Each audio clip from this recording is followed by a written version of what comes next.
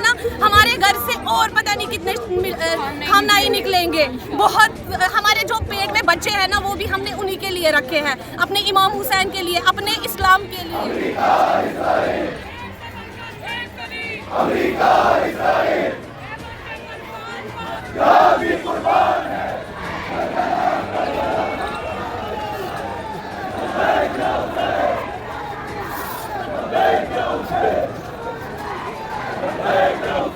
जैसे एक बच्चे के लिए माँ बाप मर जाते हैं ना, तब तकलीफ होती है।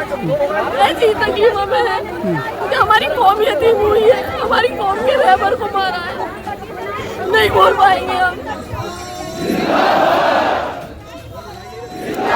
वो ये शांति चाहते हैं, उन्होंने ईरान के ऊपर इल्लीगल हमला किया है। बातचीत चल रही थी, ईरान राजी था बातचीत करने के लिए। नमस्कार दोस्तों, जिस तरह से इजराइल और अमेरिका के हमले के बाद ईरान के सुप्रीम लीडर अयातुल्लाह खामनेई की मौत हुई है, उसके बाद से दुनिया भर में जो है अब इस मुद्दे पर चर्चा हो रही है। भारत में भी कई जगहों पर जो है विरोध प्रदर्शन देखने को मिल रहा है। अभी मैं दिल्ली में जंतर मंतर पर हूँ और यहाँ पर भी जो है तमाम शिया समुदाय के लोगों ने विरोध प्रदर्शन किया है।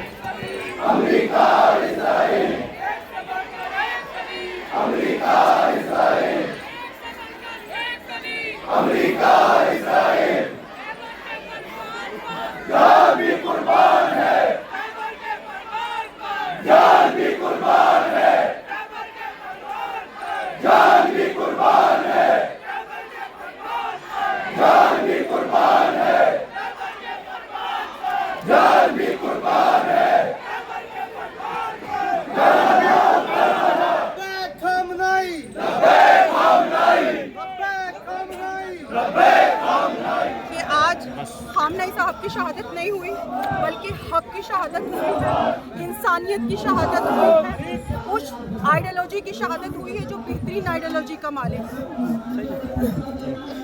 क्यों?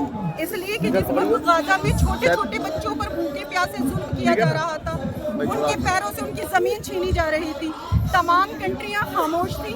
उस वक्त अगर हक पर कोई बात कर रहा था तो वो खामनेई साहब बात कर रहे थे। उस जुल्म के खिलाफ अगर कोई बात कर रहा था तो खामनेई साहब बात कर रहे थे। खामनेई साहब एक कोई नेता नहीं थे कि मर गए और हम ऐसे ही आगे नहीं। वो हमारे धर्म गुरु थे, हमारी हर खुशी, हर काम, हमारा हर इमोशन इनसे जुड़ा हुआ था। अगर ये हमें दिन में रात होता तो हमारे लिए रात थी। जो ये फतवा बोलते वो हमारे लिए जायज था। अमेरिका ने, इजराइल ने इनको इसलिए मारा क्योंकि ये इनकी रीढ़ की हड्डी बाकी थी और अरब मुल्कों की तरह भूखे नहीं थे।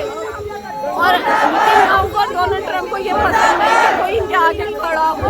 हमारे दिल में तकलीफ है, दुख है, हम मरते तब तक निभाएंगे। हमारे रहबर थे, शायद जैसे एक बच्चे के लिए माँ बाप मर जाते हैं ना, तब तकलीफ होती है। ऐसी तकलीफ हमें है कि हमारी कौम यतीम हुई है, हमारी कौम के रहबर को मारा है, नहीं बोल पाएंगे हम। इस इंसान ने हमें जीने की डिग्निटी दी। हम शिया कौम बहुत मजलूम कौम है, हमारा 1400 साल से खून बहता आ रहा है, हजरत इमाम हुसैन के ज़माने से, रसूल के नवासे के। हम शिया कौम बहुत मजलूम कौम है, हम ना किसी से लड़ते ना भिड़ते, पढ़ाई में, एडिकेट में सबसे आगे हमारी कौम रहती है। वैसे से सब कुछ हो सकता है। कोई अब ये नहीं है कि एक मुल्क है उसमें सब एक ही इंसान को पसंद करने वाले हो। अगर हम इतनी दूर बैठ के इतने रो रहे थे, हमें कुछ तो इस बंदे में बात थी ना। किसको नहीं मारा? अमेरिका इजराइल का तो ये है कि जो सामने आ जाए वो बच्चों को नहीं छोड़ते। इमाम खामनेई को गलत कहते हैं, एप्स्टीन फाइल सही थी।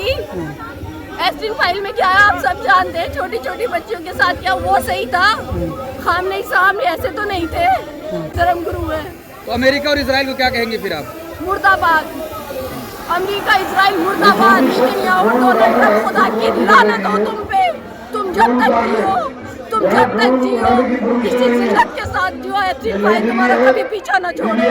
हम प्योर इस्लामिक रिलीजन से हैं, जो 30% पहलवी के मानने वाले हैं। ये उन्होंने ही उन्होंने फेक एक प्रोटेस्ट किया है ये मनी देके, ये कुछ भी नहीं, ये प्रोपेगेंडा है अगेंस्ट ईरान जो उन्होंने ऐसे ही नाटक किया था। बाकी जनता जो है ना वो वहाँ पे 30% के अलावा जो है वो जनता है जो चाहती है खामनाई के साथ रहना, जो अभी सड़कों पे वहाँ पे अपनी जानें भी दे रहे हैं और हमारी तरह अभी निकले भी हैं। और प्लीज़ आप ये सवाल जो है ना कंट्रोवर्शियल सवाल मत कीजिए। ये कोई ऐसे वो सिर्फ 30% वहाँ पे लोग हैं जो ऐसा बोलते होंगे, क्योंकि उनको नंगा नाच गाना है ना, उनको हॉलीवुड में जाना होगा, उनको ऐसे उनको एप्स्टीन फाइल में तो है ही वो ऑलरेडी, वो तो अभी तो 5% निकली है।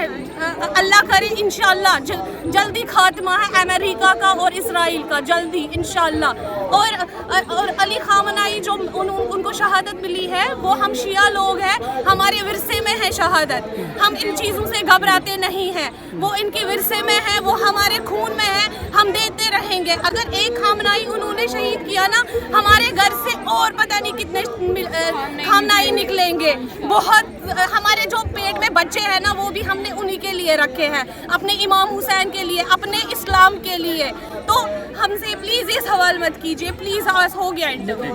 महिलाओं को आज़ादी के लिए वही आज़ादी चाहिए ना, नंगा नाच अगर उनको चाहिए तो ले दो। 30% लोगों को जो करते हैं, जो लोग महिलाओं की आज़ादी की बात करते हैं, उन्हें ये पता होना चाहिए कि ईरान में औरतों की, लड़कियों की एजुकेशन की परसेंटेज कितनी है। वहाँ पे साइंटिस्ट हैं औरतें, प्लेन चला रही हैं औरतें। सिर्फ ये हिजाब कर लेने से आज़ादी ख़त्म नहीं होती। हम यहाँ पे मौजूद हैं, हम आज़ाद हैं, हम यहाँ प्रोटेस्ट करने आए हैं, हम आज़ाद हैं, हमें किसी चीज़ की पाबंदी नहीं है। और जो हम ये कर रहे हैं ये हम अपनी मर्जी से करते हैं।